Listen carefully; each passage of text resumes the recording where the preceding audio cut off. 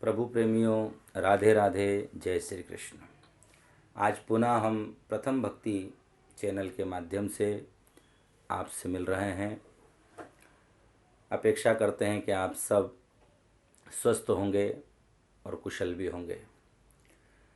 आने वाले समय में अधिक मास प्रारंभ हो रहा है और अधिक मास से जुड़ी कुछ विशेष जानकारी आप लोगों तक प्रथम भक्ति चैनल पहुंचाने का प्रयास कर रहा है।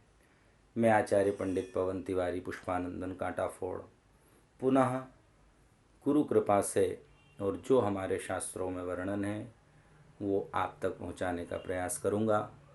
अधिक मास में हमें क्या करना चाहिए। वर्तमान में आश्विन का अधिक मास है, मतलब पितृ से संबंधित अधिक मास है। हर अधिक मास का एक अलग फल होता है। तो अश्विन में जो अधिक मास आता है उसके क्या फल हैं, पहले आपको हम वो बताएंगे। तो देखिए, एक बहुत ही शाश्वत बात सामने निकल कर आई। आश्विने परचक्रेण तस्करै पीडिता प्रजाः सुभिक्षम क्षेमम आरोग्यम दुर्भिक्षम दक्षिणापथे। आश्विन मास जब अधिक मास के रूप में आता है, आश्विन यानी पितृपक्ष वाला समय, तो आश्विन के मास में जब अधिक मास आता है तो संसार में रोग बढ़ते हैं और दुर्भिक्षम दक्षिणापथे है।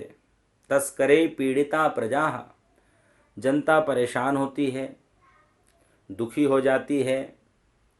कई प्रकार के रोग संसार में फैल जाते हैं, अतिवृष्टि होती है और सर्वत्र हाहाकार और कलह प्रकट हो जाती है।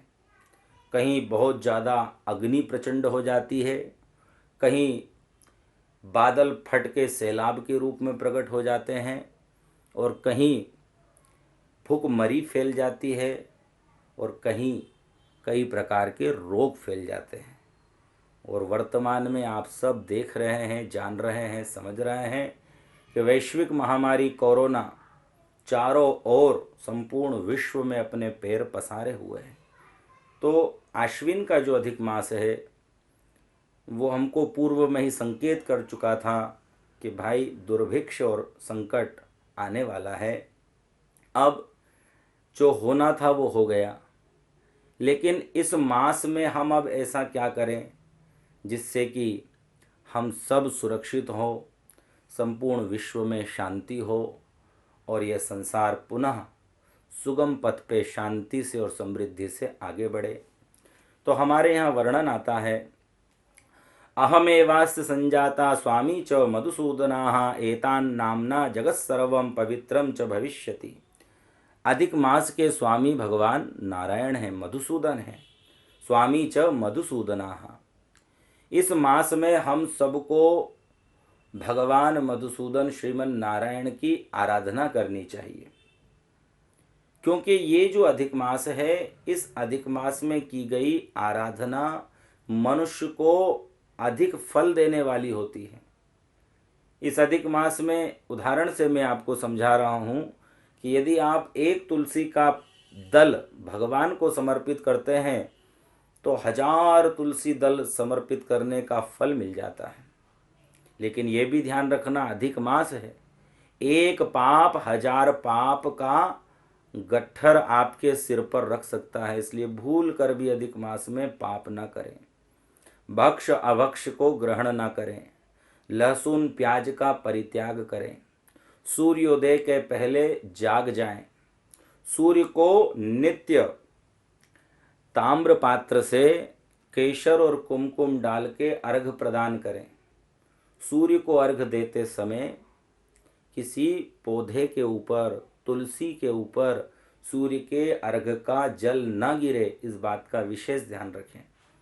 सूर्य के अर्घ का जल सदैव मिट्टी में गिरना चाहिए, जिसमें कोई पौधा नहीं होना चाहिए, क्योंकि सूर्य गर्म है और जब हम अर्घ देते हैं तो भगवान सूर्य नारायण के तेज से वह जल भी अत्यधिक उष्ण हो जाता है, गर्म हो जाता है।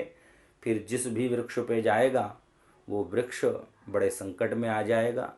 तो सूर्य नारायण का आशीर्वाद जितना नहीं मिला उससे ज़्यादा तो उस पौधे की, उस वृक्ष की बद्दुआ हमको लग गई। तुलसी पे तो भूल कर भी ऐसा ना करें। तो अर्घ देते समय आप नीचे मट्टी हो इसका ध्यान रखें। आप एक गमले में आधी मट्टी भर के रख दें और उसमें अर्घदान करें। अर्घदान करने के बाद में परिक्रमा करें और उस मृतिका को अपने मस्तिष्क पे लगाएं। केशर और कुमकुम के जल को भगवान सूर्य को अर्पण करने से घर में समृद्धि आती है, धन बढ़ता है, व्यापार व्यवसाय में उन्नति होती है। तो ये आपको सुबह सूर्योदय के पहले जाग कर करना है। फिर द्वादशाक्षर मंत्र का जाप तुलसी की माला से, ओम नमो भगवते वासुदेवाय। अधिक मास में क्या करना है? द्वादशाक्षर मंत्र भगवान श्रीमन नारायण को प्रसन्न करने का सबसे बड़ा मंत्र है।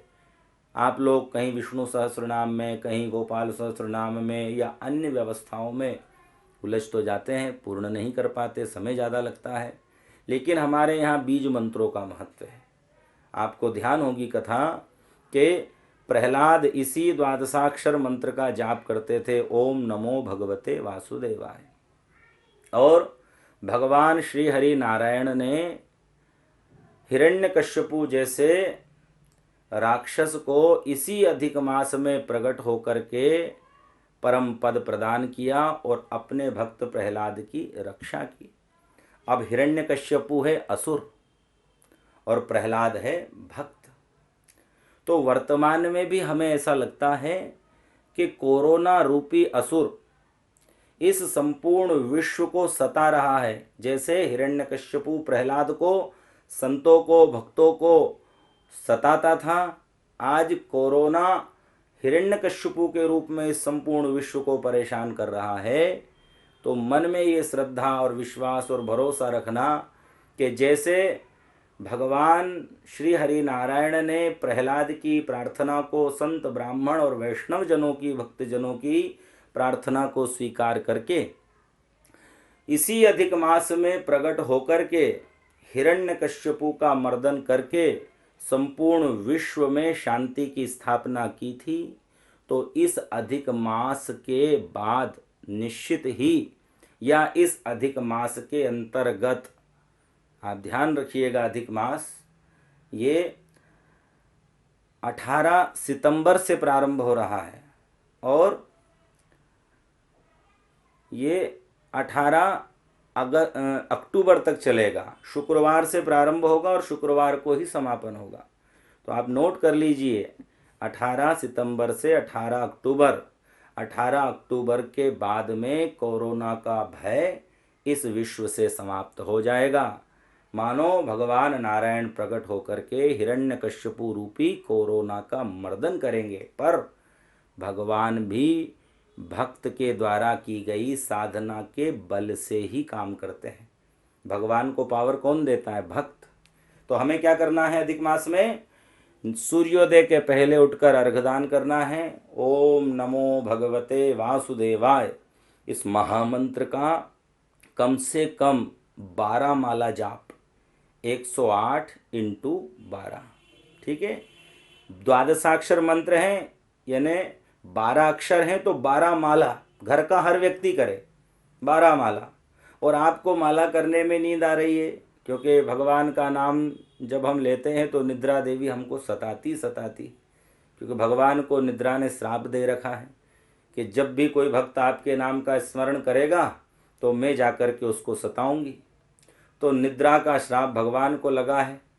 इसलिए आप यदि माला रूप में न कर पाए तो नियम बनाएं कि अपने घर में सब सूर्योदय के पहले अधिक मास में जागेंगे, सब सूर्य को अर्घ्य प्रदान करेंगे और समूह रूप में, संकीर्तन रूप में ओम नमो भगवते वासुदेवाय, ओम नमो भगवते वासुदेवाय।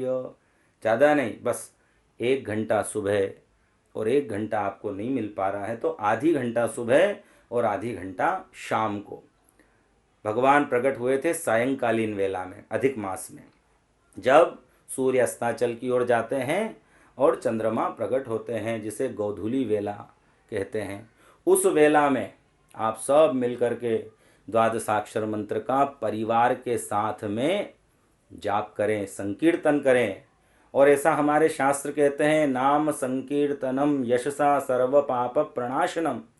जब हम द्वादशाक्षर मंत्र का जाप अधिक मास में करेंगे तो जन्म जन्मांतर के पाप परमात्मा उस नाम के प्रभाव से समाप्त कर देंगे। और भगवान स्वयं भागवत में कहते हैं कि हे नारद, ना हम वसामि वैकुंठे योगिनाम हृदयेन च मदभक्ता यत्र गायन्ति तत्र तिष्ठामि नारदः। जहाँ मेरे भक्त समूह रूप में माने परिवार के साथ बैठकर मेरे नाम का संकीर्तन करते हैं, मैं वहाँ प्रकट हो जाता हूँ। भगवान ना वैकुंठ में रहते हैं, ना किसी ऋषि महात्मा के हृदय में, ना तीर्थ में। कहाँ रहते हैं? मदभक्ता यत्र गायन्ति। जहाँ मेरे भक्त मेरे नाम का गुणगान करते हैं, मैं वहीं चला जाता हूँ और उसी गृहस्थ को मैं वैकुंठ बना देता हूँ। अवसर आपके सामने है। अश्विन का मास अधिक मास के रूप में आ रहा है, तो अधिक से अधिक आप द्वादशाक्षर मंत्र का जाप करें। और यदि आपकी श्रद्धा है, सामर्थ्य है, ब्राह्मण बुलाइए और द्वादशाक्षर मंत्र से नित्य प्रति भगवान को तुलसी दल समर्पित कीजिए, जिसे तुलसी अर्चना कहा जाता है। 1000 तुलसी पत्र प्रतिदिन, 1000 न कर सकें तो आप 108 तुलसी पत्र प्रतिदिन ओम नमो भगवते वासुदेवाय। किसे? ठाकुर जी को, लड्डू गोपाल को आप बढ़िया स्नान कराइए पंचामृत दूध आदि से, और फिर तुलसी अर्चना कीजिए। उसका बड़ा महत्व है। किसी दिन तुलसी से कर लीजिए, किसी दिन मिश्री से कर लीजिए, ये भगवान को अत्यधिक प्रिय है। किसी दिन माखन से भी कर सकते हैं। एक पात्र में माखन रखिए, ओम नमो भगवते वासुदेवाय, ओम नमो भगवते वासुदेवाय। ऐसे आप पूरे अधिक मास में भगवान की नाना प्रकार से आराधन कर सकते हैं। अधिक मास में और बहुत सारी चीज़ें हैं, लेकिन वीडियो बहुत लंबा ना हो और कहीं आपकी समझ से ऊपर ना निकल जाए, इसलिए एक बार में एक ही विषय पे हम चर्चा करेंगे। तो अधिक मास में आपको ये 2-3 चीज़ बता दी। सूर्योदय से पहले जागकर अर्घदान, द्वादशाक्षर मंत्र का जप, और भगवान से प्रार्थना करनी है कि जितने भी शत्रु हमारे हैं, कौन है आपके शत्रु? काका जी, मामा जी, बुआ जी, ननंद, भौजाई, भाई, मित्र नहीं। काम, क्रोध, लोभ, मोह, मद, मत्सर और ईर्ष्या, ये सब हमारे शत्रु हैं। और कहाँ बैठते हैं? हमारे अंदर बैठते हैं। बाहर किसी का कोई शत्रु नहीं है। हमारी ईर्ष्या ही हमारे शत्रु प्रकट कर देती है। हमारा क्रोध ही हमारा शत्रु बन जाता है और हम संसार हमें शत्रु रूप में नजर आने लगता है। इसलिए प्रार्थना करना है कि मेरे अंतःकरण में वास करने वाले काम, क्रोध, लोभ, मोह आदि जो शत्रु हैं, उन शत्रुओं को जैसे आपने हिरण्यकश्यपु का मर्दन करके विश्व को शांति दी, वैसे आप मेरे अंतःकरण में काम, क्रोध, लोभ आदि हिरण्यकश्यपु रूपी जो शत्रु विराजमान हैं, उन शत्रुओं का मर्दन करके मुझे भी शांति प्रदान करें। और शांति जीवन में आ जाएगी तो समृद्धि को तो जीवन में आना ही पड़ेगा। हाँ, जब हमारे जीवन में संतोष आएगा, जब आवे संतोष धन, सब धन धूरी समान, तो ये आनंद को प्राप्त करने का मास अधिक मास है। अधिकस्य अधिकम फलम, हमारे शास्त्र कहते हैं कि भाई नाम मात्र से ही अधिक मास का महत्व समझ में आता है। अधिक मास माने अधिक फल देने वाला। और ऐसा भी है कि जो एक अधिक मास में इन 300 दिन भगवान श्रीमन नारायण की आराधन पूजन कर लेता है, तो 3 साल की आराधना का फल उसे इस मास से प्राप्त हो जाता है। अधिक मास का नाम पुरुषोत्तम मास क्यों पड़ा, ये भी एक जानने योग्य विषय है। सब मासों ने मिलकर के भगवान नारायण की आराधना की। हर मास को एक स्वामी प्राप्त हुआ, लेकिन अधिक मास को कोई स्वामी नहीं मिला, या यूं कहें कि अधिक मास को किसी ने स्वीकार नहीं किया। स्वीकार क्यों नहीं किया, उसके पीछे भी कारण है। हमारे यहाँ वर्णन आता है कि भाई अधिक मास में किसी भी प्रकार का मांगलिक कार्य नहीं होता है। अग्न्याधेयं प्रतिष्ठां च यज्ञोदान व्रतानि च वेदव्रत वृषोत्सर्गं चूडाकर्णमेखलाः गमनं देवतीर्थानां विवाहम् अभिषेचनं यानं च गृहकर्माणि अधिक मासे विवर्जयेत। अधिक मास में क्या नहीं होता? बोले ना तो प्रतिष्ठा होती है, मतलब मंदिर में मूर्ति प्रतिष्ठा नहीं होती है, यज्ञ नहीं होता है, किसी व्रत का उद्यापन भी नहीं होता है, और चूड़ाकरण आदि मुंडन आदि प्रयोग भी नहीं होते। अधिक मास में गृह प्रवेश भी नहीं होता है, और एक विशेष बात, विवाह भी नहीं होता है। आजकल लोग सोचते हैं अधिक मास है, खाली है, इसमें गार्डन बैंड बाजे सब मिल जाएंगे, सस्ते में काम हो जाएगा, भूल के नहीं करना। और एक विशेष बात अटपटी लगेगी आपको, गमनम देव तीर्थानाम, जिस तीर्थ में आप पहले नहीं गए हैं, ऐसे नवीन तीर्थ में अधिक मास में नहीं जाना चाहिए, उससे पुण्य क्षीण होता है। जिस तीर्थ में आप पहले गए हैं उस तीर्थ में जा सकते हैं, पर जिस तीर्थ में आप पहले कभी नहीं गए उस तीर्थ में अधिक मास में नहीं जाना चाहिए, गृह प्रवेश नहीं करना चाहिए। इसलिए अधिक मास को कोई ने स्वीकार नहीं किया, क्योंकि इसमें मांगलिक कार्य नहीं होंगे, तो किसी भी देवता ने अधिक मास को स्वीकार ही नहीं किया। तो अधिक मास ने भगवान नारायण की आराधना की, और भगवान नारायण उस आराधना से प्रसन्न हुए और कहा, अधिक मास चिंता न करो, मैं तुम्हें अपना नाम दूंगा, और इन समस्त मासों में 3 वर्ष में जितना धर्म आराधन और पुण्य होता है उतना मैं तुम्हें 3 वर्ष में एक बार जब तुम आओगे प्रदान करा दूंगा। तो भगवान नारायण इस अधिक मास के स्वामी बने। भगवान नारायण का ही नाम पुरुषोत्तम है, वे उत्तम पुरुष है, या पुरुषों में जो उत्तम है उसका नाम पुरुषोत्तम है। तो भगवान नारायण ने अपना नाम अधिक मास को दे दिया और वे मास के स्वामी हो गए। तो इस मास की महिमा कई गुना हो गई। भगवान जब कृपा करते हैं तो रंक को राजा बना देते हैं। आज हम देखते हैं कि संपूर्ण भारत में हमने जो अनुभव किया है, अधिक मास में अत्यधिक दान धर्म सत्कर्म पुण्य होता है। श्रीमद् भागवत की कथा का अधिक मास में सर्वाधिक महत्व है। किसी भी प्रकार का सत्संग यदि अधिक मास में किया गया तो हजारों सत्संगों का फल, हजारों भागवत श्रवण करने का फल, हजारों अन्य पुराणों के श्रवण करने का फल अधिक मास हमें प्रदान कर देता है। अब आज की जनरेशन को ये भ्रांति होती है कि ये अधिक मास आता कैसे है। जनवरी फरवरी ये तो 12 महीने यथावत है, एज इट इज़ हैं, और उन्हीं 12 महीनों में ये 13 महीने कैसे हो गए। तो हमारे यहाँ 2 वर्ष हैं, एक है सौर वर्ष और एक है चंद्र वर्ष। सौर वर्ष की दिन संख्या 365 दिन 6 घंटे 11 सेकंड की है, सौर वर्ष यानी सूर्य वर्ष। चंद्र वर्ष की दिन संख्या 354 दिन और 9 घंटे की है। सौर वर्ष कितने का है? 365 दिन का। अब घंटे घंटे तो आप बारीक विषय है, 6 घंटे 11 सेकेंड, ठीक है। और चंद्रवर्ष कितना है? 354 दिन और 9 घंटे का। तो 54 और 65 कितना अंतर आ गया? 9-10 दिन का अंतर आ गया। तो इसी तरह एक वर्ष सौर वर्ष माना जाता है, एक वर्ष चंद्र वर्ष माना जाता है। अब हर वर्ष में 9 दिन घट जाते हैं, बढ़ जाते हैं, या ये कहें कि वो जो 365 दिन का सौर वर्ष जब आया उसके बाद जब चंद्र वर्ष आया तो वो तो 354 दिन का ही हुआ, तो 10 तिथियां बढ़ गई। फिर अगले वर्ष में फिर 10 तिथियों की अभिवृद्धि हो गई। इस तरह 2 वर्ष में 20 तिथियां बढ़ गई और तीसरे मास की उन 10 तिथियों को मिला करके एक अधिक मास का निर्माण हो जाता है।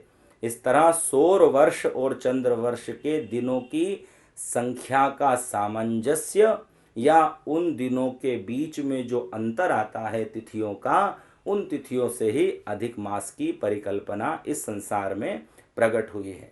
तो ये अधिक मास से जुड़ी हुई कुछ विशेष जानकारियाँ थी। निश्चित मानिए ये अधिक मास पुरुषोत्तम मास हम सब के जीवन में एक दिव्य ऊर्जा और प्रकाश लेकर प्रकट होगा। जैसे हिरण्यकश्यपु की सद्गति के बाद में संपूर्ण विश्व में शांति, समृद्धि और आनंद प्रकट हुआ है, आप सब भी मन में भरोसा और विश्वास रखिए, क्योंकि हम यदि भरोसा, विश्वास और श्रद्धा रखेंगे तो ईश्वरीय शक्तियाँ काम करेगी। तो आप ये निश्चित विश्वास रखिए कि अधिक मास का अक्टूबर में जैसे ही विश्राम होगा, इस कोरोना रूपी हिरण्यकश्यपु से हम सब प्रहलाद मुक्त हो जाएंगे। हम सब भक्त रूपी प्रहलादों की रक्षा स्वयं भगवान करेंगे। इसी के साथ आप सबके उज्जवल भविष्य की कामना करता हुआ मैं आचार्य पंडित पवन तिवारी पुष्पानंदन कांटाफोड़ आपसे विदा लेता हूँ। राधे राधे। जय श्री